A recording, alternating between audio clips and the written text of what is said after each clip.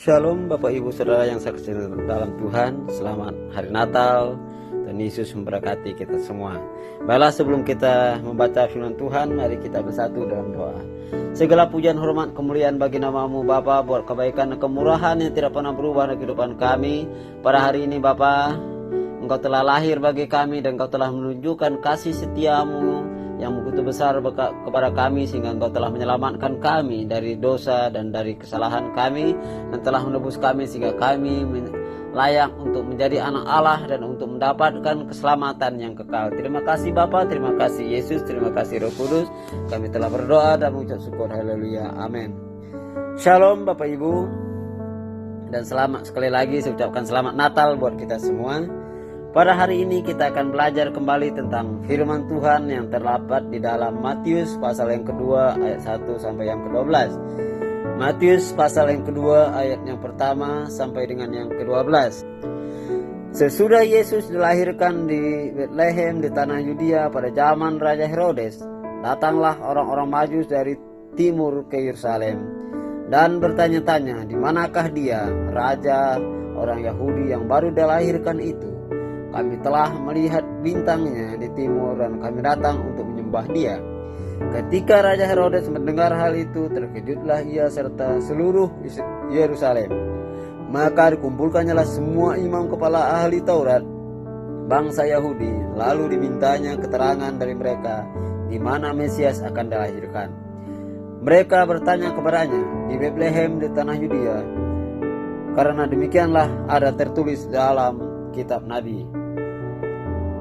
Dan engkau Betlehem, tanah Yudea, engkau sekali-sekali bukanlah yang terkecil di antara mereka yang memerintah Yudea, karena daripada mula akan bangkit seorang pemimpin yang akan mengembalakan umatku Israel. Lalu dengan diam-diam Herodes memanggil orang-orang Majus itu dan dengan teliti bertanya kepada mereka bila mana bintang itu nampak. Kemudian ia menyuruh mereka ke Betlehem, katanya, pergi dan selidikilah dengan seksama hal-hal mengenai anak itu, dan segera sesudah kamu menemukan dia, kabarkanlah kepada aku supaya aku datang menyembah dia. Setelah mendengar kata-kata raja itu, berangkatlah mereka dan lihatlah bintang yang mereka lihat di timur itu mendahului mereka sehingga tiba dan berhenti di atas tempat di mana anak itu berada. Ketika mereka melihat bintang itu, sangat bersukacitalah mereka. Maka masuklah mereka ke dalam rumah itu dan melihat anak itu bersama Maria ibunya, lalu sujud menyembah dia. Mereka pun membuka tempat harta bendanya dan mempersembahkan persembahan kepadanya, yaitu emas, kemenyan, dan mur. Dan karena diperingatkan dalam mimpi supaya mereka jangan kembali kepada Herodes, maka pulanglah mereka ke negerinya melalui jalan lain. Bapak Ibu Saudara yang saya kasihi Tuhan, pada hari ini saya memberi tema kepada kita, mencari sesuatu yang tidak kita lihat. Di sini kita bisa mengerti dan bisa memahami bahwa bagaimana orang-orang Majus pada saat itu ketika mereka melihat sebuah bintang, mereka tahu bahwa itu adalah tanda lahir seorang raja. Sehingga ketika mereka melihat bintang, mereka belum tahu di mana itu Yesus. Mereka juga tidak tahu di mana dia akan dilahirkan, tetapi bintang itu adalah penunjuk jalan mereka. Dan ketika mereka melihat bintang itu, maka mereka berjalan mengikutinya dan mereka tahu di mana anak itu lahir ketika bintang itu berhenti. Bapak Ibu Saudara yang saya kasihi Tuhan, kita sebagai orang percaya atau kehidupan kita sehari-hari, kita akan selalu mencari sesuatu. Kita sebagai manusia, kita selama kita berada di dunia ini, kita akan selalu mencari sesuatu. Seperti kita mulai mencari makanan, mulai mencari pekerjaan, mencari jodoh, dan lain-lain. Nah, ketika kita membaca Matius 2 ayat 1 sampai 12, apa yang orang Majus itu cari dan apa yang ingin Raja Herodes juga cari, itu Yesus. Tetapi perbedaan mereka itu sangat jauh. Orang Majus ingin mencari Yesus yang belum tahu keberadaannya dilahirkan untuk menyembah, memuji, dan untuk mempersembahkan yang terbaik, yaitu emas, mur, dan kemenyan. Tetapi Herodes ingin mencari Yesus dan ingin tahu di mana dia dilahirkan untuk dibunuhnya, dimusnahkannya, supaya tidak ada yang menandingi dia sebagai raja. Di sini bisa kita bagi menjadi berapa bagian. Kita mencari Yesus bagian yang mana, atau kita mencari anak Allah yang lahir itu dari bagian yang mana? Kalau kita tahu bahwa dia adalah anak Allah yang lahir ke dunia hanya untuk mengasihi kita, untuk membuktikan bahwa dia mengasihi kita, maka kita akan mencari dia, akan menyembah dia, akan memuji dia, dan akan memberikan yang terbaik untuk Yesus yang kita cari. Tetapi pada saat ini saya ingin katakan kepada kita tidak lagi mencari di mana Yesus. Kenapa? Karena Yesus sudah ada di dalam hati kita, di dalam diri kita. Di dalam diri kita sudah ada Yesus. Artinya kehidupan kita hari demi hari harus berubah. Kehidupan kita hari demi hari harus kita perbaharui. Kehidupan kita hari demi hari harus menunjukkan bahwa kita adalah anak Yesus. Artinya kehidupan kita, tingkah laku kita, sifat kita sebagai anak Allah, yaitu untuk kita memuji dan memuliakan Tuhan. Bapak Ibu Saudara yang saya kasihi dalam Tuhan, ketika kita bekerja untuk Tuhan. Ketika kita makan, kita juga makan untuk Tuhan. Ketika kita melakukan sesuatu, kita juga harus melakukan sesuatu untuk Tuhan. Artinya Bapak Ibu, tidak ada alasan untuk kita membenci saudara kita atau orang lain. Dan tidak ada lagi waktu kita untuk menjelek-jelekan orang lain. Tidak lagi ada waktu kita untuk melihat kejelekan-kejelekan orang lain. Kenapa? Karena kita sudah fokus kepada Yesus. Karena kita sekarang bukan mencari Yesus, tetapi kita ada, Yesus sendiri ada dalam diri kita. Kalau kita melihat orang Majus, apa mereka lakukan? Mereka mencari Yesus. Mereka berjalan siang dan malam sampai mereka menemukan di mana Yesus. Mereka tidak peduli bahaya yang mereka hadapi. Mereka juga tidak peduli cemooh orang. Mereka juga tidak peduli apa yang akan mereka hadapi di depan. Yang mereka tahu, mereka akan mencari Yesus, anak Allah yang baru dilahirkan. Bahkan kita lihat Herodes. Herodes ketika dia tahu tentang hal itu, dia selidiki dengan seksama. Dia bertanya sampai semuanya itu secara detail. Sehingga dia berkata, kalau engkau telah temukan, kau beritahu aku supaya aku datang untuk menyembah. Tetapi dalam isi hatinya, dia bukan ingin menyembah Yesus, tetapi dia ingin mencari di mana Yesus dilahirkan supaya dia bisa membunuh Yesus, supaya Yesus tidak bisa menjadi raja. Saudara bisa bayangkan, kalau para orang Majus tidak diingatkan melalui mimpi, maka mereka akan beritahu kepada Herodes. Dan Herodes akan datang membunuh Yesus. Dan apa yang akan terjadi?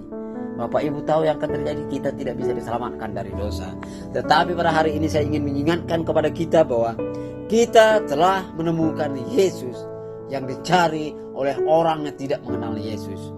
Di sini yang pertama bisa kita lihat adalah melalui Natal Yesus Kristus. Yesus telah terlebih dahulu mencari kita. Artinya bukan kita yang mencari Yesus, tapi Yesus yang mencari kita. Dia datang ke dunia untuk menyelamatkan saya dan saudara, orang-orang yang terhilang.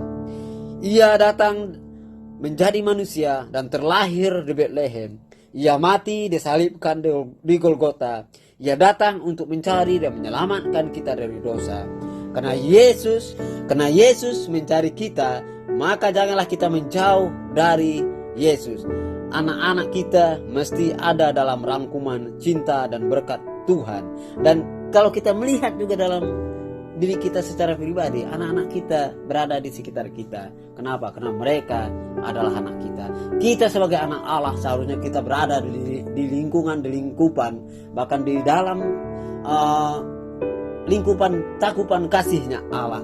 Oleh karena itu pada hari ini Bapak Ibu Saudara yang saya kasihi dalam Tuhan, kita sebagai anak-anak Allah, kita harus sungguh-sungguh menteladani orang yang kita percayai, yaitu Yesus.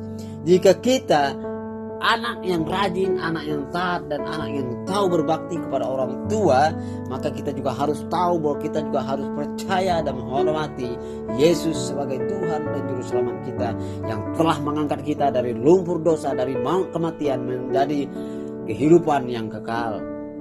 Dan Bapak Ibu Saudara yang saya kasihi Tuhan, jangan pernah kita ragu akan cinta Yesus, dan jangan juga pernah kita ragu untuk menyatakan bahwa kita mencintai Yesus. Sambutlah dia sebagai anak Allah yang lahir ke dunia untuk menyelamatkan saya dan saudara. Yang kedua Bapak Ibu Saudara yang saya kasihi Tuhan, ini bisa kita pelajari dari Matius pasal yang kedua ayat pertama sampai 12 adalah bahwa dalam kehidupan kita ini senantiasa mencari Yesus. Artinya menyatakan dalam hidup, banyak orang lebih suka mencari kesenangan dunia, tetapi kita sebagai anak Allah yang telah ditemukan Yesus, kita harus fokus mencari Yesus atau fokus bersama dengan Yesus. Karena banyak orang-orang yang mencari kekayaan dengan tidak pernah merasa puas, lalu menjadi serakah. Banyak orang mencari kenikmatan tanpa mengenal batas, termasuk dalam merayakan Natal, Tahun Baru dengan berpesta pora, mabuk-mabukan. Tapi ingat Bapak Ibu Saudara yang saya kasihi Tuhan, janganlah kita melakukan hal yang sama seperti yang dunia lakukan. Kenapa? Karena carilah apa yang di dalam dunia, cari dunia atau binasa. Tetapi saya ingin mengingatkan kepada kita, lebih baik kita mencari Yesus yang penuh dengan sukacita, cinta akan kedamaian, cinta akan kerukunan, cinta akan kasih sesama. Oleh karena itu sekali lagi saya ingatkan kepada kita, mari kita bersama-sama untuk percaya dan menyerahkan hidup kita kepada Yesus, karena kita telah diselamatkan oleh Yesus dengan cinta dan kasih-Nya. Dan yang terakhir Bapak Ibu, yang ketiga adalah jadikan Yesus yang utama dalam hidup kita dan senantiasa mempersembahkan yang terbaik bagi Yesus. Kadangkala kita hanya ingin memberikan sisanya. Contoh hal yang sederhana, kita sangat diberkati, tetapi kita orang yang pelit. Kita hanya akan memberi orang atau memberkati orang lain ketika ada lebih. Itu artinya kita tidak mensyukuri apa yang Tuhan berikan. Tetapi Bapak Ibu Saudara, ingin saya katakan bahwa terkadang kita mengutamakan hal-hal yang duniawi. Kita ingin puaskan diri kita. Kita ingin membahagiakan diri kita. Kita ingin membuat diri kita senang dulu. Kita ingin membuat keegoisan kita itu untuk terpenuhi. Itulah mengapa saya ingin katakan kita hampir sama dengan Herodes yang ingin memuaskan dirinya. Karena dia adalah seorang raja, dia tidak mau ada saingan. Dia tidak mau ada orang yang menggantikan dia sebagai raja.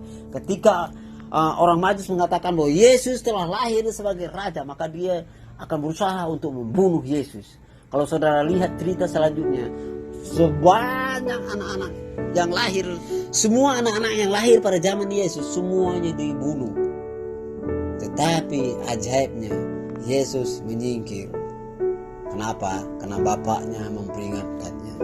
Bapak Ibu Saudara yang saya kasihi Tuhan, pada hari ini firman Tuhan hari ini mengajarkan kita bahwa jika orang Majus yang bukan Yahudi itu dapat menyembah Yesus dan mempersembahkan yang terbaik bagi Yesus, bagaimana dengan kita?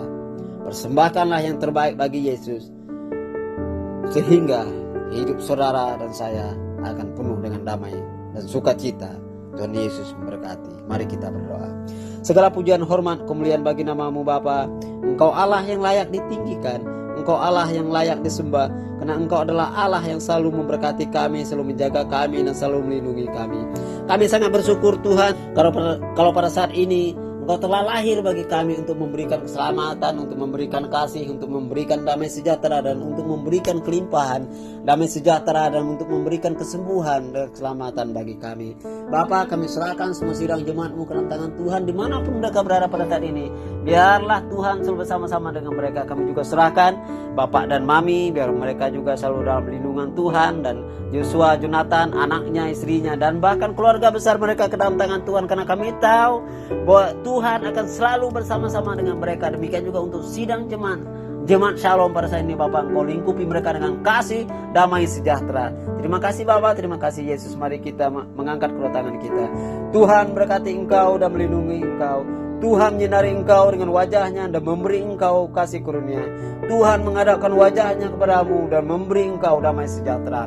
Pulanglah sidang jemaat dengan berkat Abraham, Ishak, dan Yakub. Biarlah Tuhan yang akan selalu menjaga kita, mulai daripada saat ini sampai Yesus datang yang kedua kali. Tuhan Yesus memberkati. Amin.